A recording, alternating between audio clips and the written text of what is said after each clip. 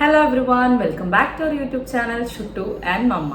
അപ്പോൾ കഴിഞ്ഞ വീഡിയോ നിർത്തിയെടുത്തുന്നത് തന്നെയാണ് നമ്മളിപ്പോൾ തുടങ്ങാൻ പോകുന്നത്.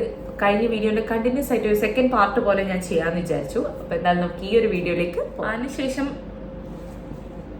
ഒരു 8 months വരെയൊക്കെ ഭയങ്കര സ്മൂത്ത് ആൻഡ് അടിപൊളിയായിട്ടുള്ള കാലഘട്ടങ്ങളായിരുന്നു.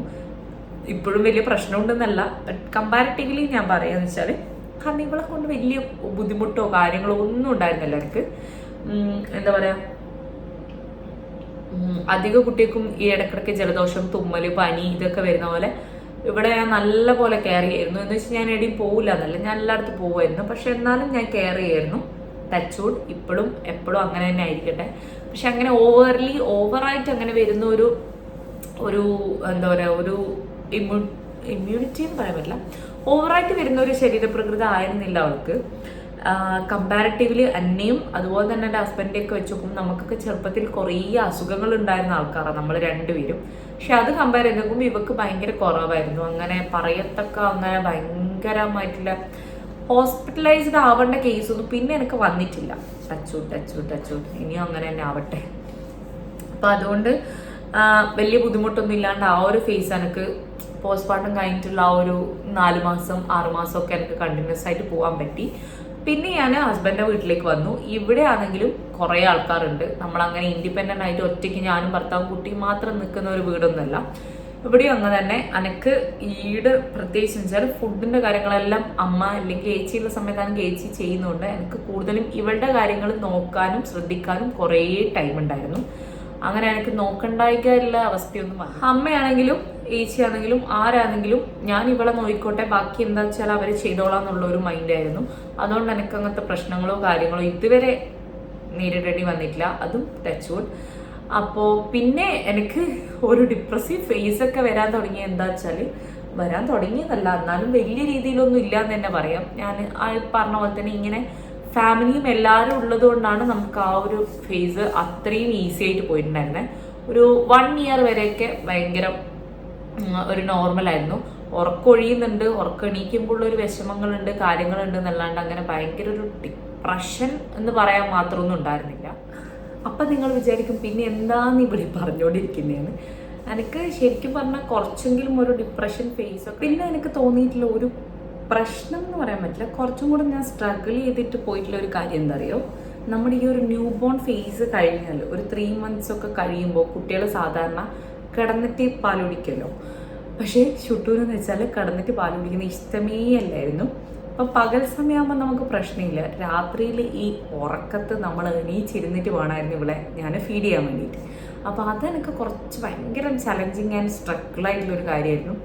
ഈ ഉറക്കത്ത് ഇങ്ങനെ എണീച്ചിരുന്നത് ഇങ്ങനെയാണ് പോവാൻ, ഞാൻ ഫുൾ ടൈം ഇങ്ങനെ ഉറങ്ങിപ്പോവും. ചില സമയത്ത് ഞാൻ ഇവിടെ കയ്യിൽ വെച്ച് ഇങ്ങനെ ഇരുന്നെടുക്കുന്ന തന്നെ ഇങ്ങനെ ഉറങ്ങിപ്പോയിട്ട് കുറേ നേരം കഴിഞ്ഞിട്ട് കൊണ്ടേ കിടത്തിയ സംഭവമൊക്കെ ഉണ്ടായിട്ടുണ്ട്. അതെനിക്ക് ഭയങ്കര ഒരു സ്ട്രഗിളായിരുന്നു. ഒരു 6 months ഒക്കെ കഴിയുന്നത് വരെയും 6 months ഒക്കെ കഴിഞ്ഞിരുന്നു ശരിക്കും പറഞ്ഞാൽ. 6 months ഒക്കെ കഴിയുന്നവരെയും ഇവള് ഫുൾ ടൈം ഞാൻ എണീച്ചിട്ട് ഇരുന്നിട്ട് തന്നെ ഇവക്ക് പാല് കൊടുക്കണമായിരുന്നു. എന്നാൽ മാത്രമേ ആൾ കുടിക്കൂ. കിടന്നിട്ട് കുടിക്കുന്ന ഇവക്ക് ഭയങ്കര ഡിസ്കംഫർട്ടായിരുന്നു, അങ്ങനെ കുടിക്കായിരുന്നില്ല. അപ്പോൾ അത് കുറച്ച് ഭയങ്കര പാടായിരുന്നു എനിക്ക്. പിന്നെ ഞാൻ തന്നെ അത് എന്താ പറയുക, ഫോഴ്സ്ഫുള്ളി എന്നെ മാറ്റിക്കൊണ്ടുവന്ന കാര്യമെന്ന് പറയാം. ഞാൻ കിടന്നിട്ട് തന്നെ പാല് കൊടുക്കണം എന്നുള്ളത് ഞാൻ കുറച്ചൊന്ന് അവൾക്ക് ഫോഴ്സ്ഫുള്ളി ചെയ്തിട്ട് കൊണ്ടുവന്ന് ഒരു 2-3 ദിവസമൊക്കെ ചെയ്ത് 1 week കൊണ്ട് റെഡിയാക്കി എടുത്തിട്ടുണ്ടായിരുന്ന ഒരു കാര്യമാണ്. അപ്പം അപ്പോഴും അതായിരുന്നു എനിക്ക് ഭയങ്കര ഒരു എന്താ പറയുക, കുറച്ചൊരു മൈൻഡ് ഡിസ്റ്റർബ്ഡ് ആവുന്ന ഒരു സംഭവം എന്ന് പറയുന്നത്. ആ സമയത്തും എനിക്കങ്ങനെ ഒരു ഡിപ്രസീവ് സ്റ്റേറ്റ് ആയിട്ടൊന്നും എനിക്ക് ഫീൽ ചെയ്തിട്ടുണ്ടായിരുന്നില്ല. ഭയങ്കര ഒരു ഓക്കെ പരിപാടിയിലായിരുന്നു. ഇങ്ങനെ ഒളിച്ചിരുന്ന് നമ്മൾ കൊടുക്കണം എന്നുള്ളത് മാത്രമേ ഉണ്ടായിരുന്നുള്ളൂ. പിന്നെ ഒരു 8 മാസം കഴിഞ്ഞു, അതെല്ലാം കഴിഞ്ഞു. അതൊക്കെ ഭയങ്കര സ്മൂത്തായിരുന്നു. പിന്നെ എനിക്ക് കുറച്ചും കൂടി സ്ട്രഗിളായിട്ട് കുറച്ചും കൂടി ഒരു മെൻ്റലി ഭയങ്കര സ്ട്രെസ്ഡായിട്ട് വരാൻ തുടങ്ങിയപ്പോൾ എന്ന് വെച്ചാൽ ഇയാൾ നടക്കാൻ തുടങ്ങിയപ്പോൾ മാത്രമല്ല, വലുതാകുന്നതിനനുസരിച്ച് നമ്മുടെ ചെറുപ്പത്തിലുണ്ടായിരുന്ന സ്വഭാവം കാംനെസ്സൊക്കെ മാറി കുറച്ചും കൂടെ ഒന്ന് വയലൻ്റ് ആവാൻ തുടങ്ങിയ ആൾ. അപ്പം 1 വയസ്സൊക്കെ കഴിഞ്ഞ് ആൾ നടക്കാൻ തുടങ്ങിയപ്പോൾ പിന്നെ ഇവിടെ പിടിച്ചാൽ കിട്ടില്ല എന്നുള്ള അവസ്ഥയായി. ആ സാധനം വലിക്കുന്നു, ഈ സാധനം വലിക്കുന്നു, അത് ചെയ്യുന്നു, ഇത് ചെയ്യുന്നു. പിന്നെ ഫുൾ ടൈം എൻ്റെ മേലെ തന്നെ അമ്മ എന്നുള്ളൊരു ഇതുകൊണ്ട് എന്നെ വേറൊന്നും ചെയ്യാൻ സമ്മതിക്കില്ല. അപ്പം എനിക്ക് ഭയങ്കര ഒരു സ്ട്രെസ്സ് ഫീലിംഗ് വരാൻ തുടങ്ങി. അതിപ്പോഴും ഉണ്ട്. എന്താ പറയുക, ഒരു 1 year കഴിയുമ്പോൾ നമ്മുടെ ഹോർമോണൽ ബാലൻസ് ഒക്കെ തിരിച്ച് വരും എന്നൊക്കെയാണ് പറയുന്നത്. പക്ഷെ എനിക്ക് ഇതുവരെയും എൻ്റെ ഒരു ഹോർമോണൽ ബാലൻസ് തിരിച്ചു വന്നതായിട്ട് എനിക്ക് തോന്നിയിട്ടില്ല. ഭയങ്കര അൺബാലൻസിൽ പോയിക്കൊണ്ടിരിക്കുന്ന ഒരാളാണ് ഞാൻ. പെട്ടെന്ന് ഇങ്ങനെ സ്വിച്ച് ഇട്ട പോലെ മാറി എനിക്ക് പെട്ടെന്ന് ദേഷ്യം വരും, പെട്ടെന്ന് സങ്കടം വരും, പെട്ടെന്ന് കരച്ചിൽ വരും. അങ്ങനത്തെ ഒരു റോൾ കോസ്റ്റർ റൈഡിൽ കൂടെ പോകുന്ന പോലെ എനിക്കിപ്പോൾ തോന്നുന്നു. ആക്ച്വലി ചില സമയത്ത് വിചാരിക്കും നോക്കി പാവം ഞാൻ വഴക്ക് പറയേണ്ട, പാവം അതിന് വഴക്ക് പറയില്ല എന്ന് ഞാൻ വിചാരിക്കും. പക്ഷേ ഞാൻ പറഞ്ഞ പോലെ ഇങ്ങനെ സ്വിച്ചിട്ട പോലെ എൻ്റെ സ്വഭാവം മാറും. എന്തെങ്കിലും അവൾ കുറ്റം കളിക്കുമ്പോൾ ഞാൻ വഴക്ക് പറയും. ചില സമയത്ത് അടിയും കിട്ടാറുണ്ട്. As usual, normal things. അപ്പോൾ അങ്ങനെയാണ് ഇപ്പോഴത്തെ ഒരു സ്റ്റേജിൽ പോയിക്കൊണ്ടിരിക്കുന്നതെന്ന് വെച്ചാൽ, അതായത് 1 വയസ്സ് വരെ എനിക്ക് വലിയ സ്ട്രഗിളോ കാര്യങ്ങളോ ഒന്നും ഉണ്ടായിരുന്നില്ല. വളരെ സ്മൂത്ത് ആയിട്ടുള്ള ഒരു അവസ്ഥയായിരുന്നു. പിന്നെ ഞാനിപ്പോൾ പറഞ്ഞ പോലെ ഈ ഒരു സ്ട്രഗിൾ ഉണ്ടായിരുന്നു. എനിക്ക് എഴുന്നേറ്റിരുന്ന് പാല് കൊടുക്കുക. പിന്നെ നമ്മൾ മന്ത്സ് കഴിയും തോറും രാത്രി കുട്ടികളുടെ ഉറക്കം കൂടുമെന്ന് പറയും. പക്ഷെ 1 വയസ്സൊക്കെ കഴിഞ്ഞ് 1 വയസ്സ് കഴിയുമ്പോൾ റെഡിയാവുമെന്ന് ഞാൻ വിചാരിച്ചത്. പക്ഷെ ആ ഒരു 1.5 വയസ്സ് വരെയൊക്കെ ഷുട്ടു രാത്രി ശരിക്കും പറഞ്ഞാൽ ഉറക്കേ ഭയങ്കര കുറവായിരുന്നു. അവൾക്ക് ഭയങ്കര ഉറക്കം ഉള്ള ആളവള്. 12:30 ആവും എന്തായാലും ഉറങ്ങാൻ വേണ്ടിയിട്ട്. ഉറങ്ങുന്നത് മാത്രമല്ല, ആള് ഇടക്കിടക്കേ എണീച്ച് പാല് കുടിക്കുകയും ചെയ്യായിരുന്നു. അപ്പം അതെനിക്ക് ഭയങ്കര കുറച്ചൊരു സ്ട്രെസ്സ് ഈയിടെയായിട്ട് വന്നിട്ടുള്ള ഒരു കാര്യം. ഇപ്പം കുറച്ച് കുറവുണ്ട്.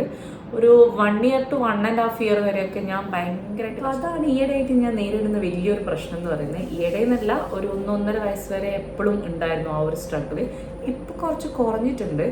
പിന്നെ എന്താ വെച്ചാൽ ഇവിടെ എങ്ങനെയാ വെച്ചാൽ ചെറിയൊരു സൗണ്ട് കേൾക്കുമ്പോൾ തന്നെ എണീക്കും. അപ്പം തന്നെ ഞാൻ കുറേ പ്രാവശ്യം വീഡിയോ കട്ട് ചെയ്തു. കാരണം എണീച്ചിട്ടുണ്ടായിരുന്നു ആള്. അങ്ങനെയാണ് ചെറിയൊരു, നമ്മൾ ഇല വീണാൽ അറിയുന്നു അറിയില്ല, അങ്ങനെ ചെറിയൊരു സൗണ്ട് കേട്ടാൽ പോലും എണീക്കുന്ന ആളാണ്. അപ്പോൾ ഞാൻ വളരെ മെല്ലെ എല്ലാ കാര്യവും ചെയ്യാം. പക്ഷെ കുട്ടപ്പൻ അങ്ങനെയല്ല, എന്ത് കാര്യം ചെയ്യുമ്പോൾ നല്ല സൗണ്ട് ഉണ്ടാവും. അപ്പോൾ എന്തെങ്കിലും ഇവനൊരു കാര്യം എടുത്തിട്ട് ഒരു സ്ഥലത്ത് വെക്കുകയാണെങ്കിലും അതിനൊക്കെ നല്ല സൗണ്ട് ഉണ്ടാവും. അപ്പോൾ ഞാൻ ഭയങ്കര സ്ട്രെസ്സായിരിക്കും. ഇവിടെ ഉറങ്ങുന്ന സമയത്തല്ലേ എനിക്ക് ഉറങ്ങാൻ പറ്റുള്ളൂ. അപ്പോൾ ഇവരെന്തെങ്കിലും ഒച്ച ഉണ്ടാക്കുമ്പോൾ ഞാൻ ഭയങ്കരമായിട്ട് ദേഷ്യപ്പെടും. എനിക്ക് നല്ല ദേഷ്യം വരും. എൻ്റെ കൺട്രോൾ പോയി ഞാൻ ചിലപ്പോൾ എന്തെങ്കിലുമൊക്കെ പറയും.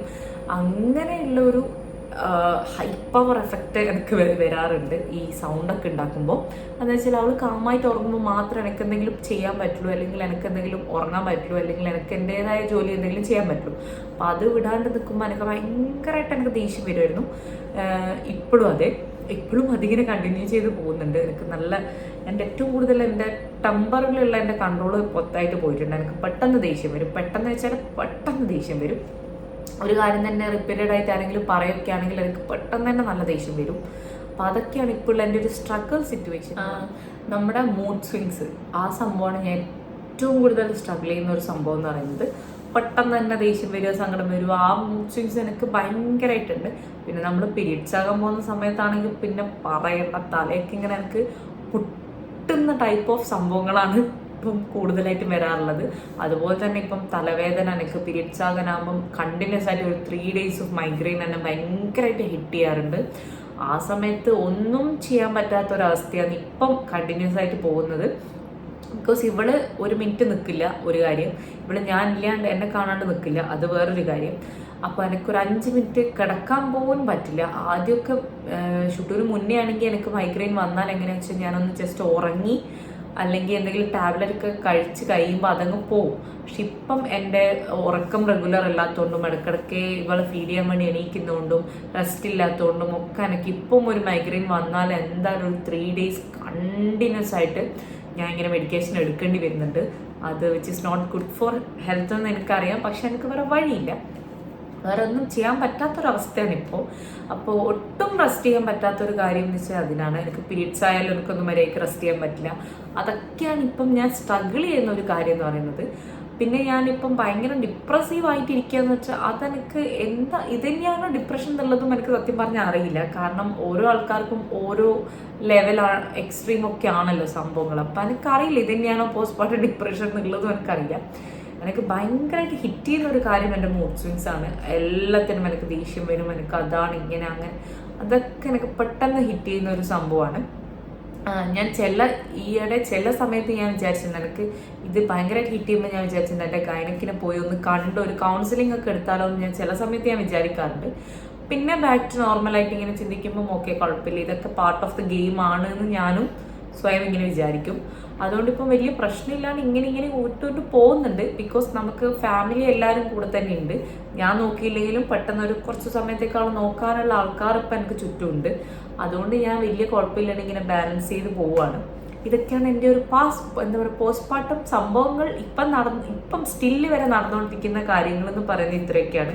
ഇനിയിപ്പം നാളെ മാറുമോ എന്ന് എനിക്കറിയില്ല. നാളെ മാറിയിൽ ഞാൻ എന്തായാലും പറയാം. അപ്പം ഇതൊക്കെയാണ് ഞാൻ നേരിട്ടിട്ടുള്ള പ്രശ്നങ്ങളും കുറച്ച് സംഭവ വികാസങ്ങളും എല്ലാം ഉള്ളത്. ഇങ്ങനെയൊക്കെയാണ് ഇതുവരെയുള്ള, അതായത് ഫ്രം 2023 മെയ് 20 മുതൽ ഇതുവരെയുള്ള എൻ്റെ ഒരു സംഭവ വികാസങ്ങൾ എന്ന് പറയുന്നത്.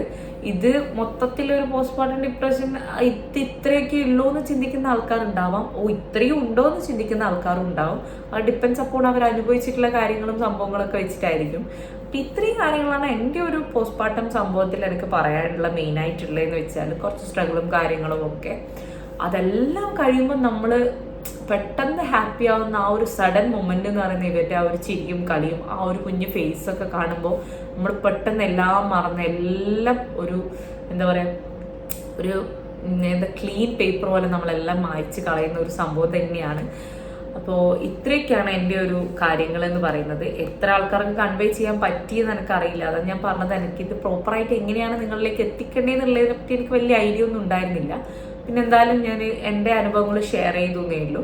എല്ലാവരും എന്തായാലും please do like, share and subscribe to our channel. അപ്പോൾ അടുത്തൊരു നല്ല വീഡിയോ ആയിട്ട് നമുക്ക് വീണ്ടും കാണാം. അതുവരെ ടാറ്റ, ബൈ ബൈ.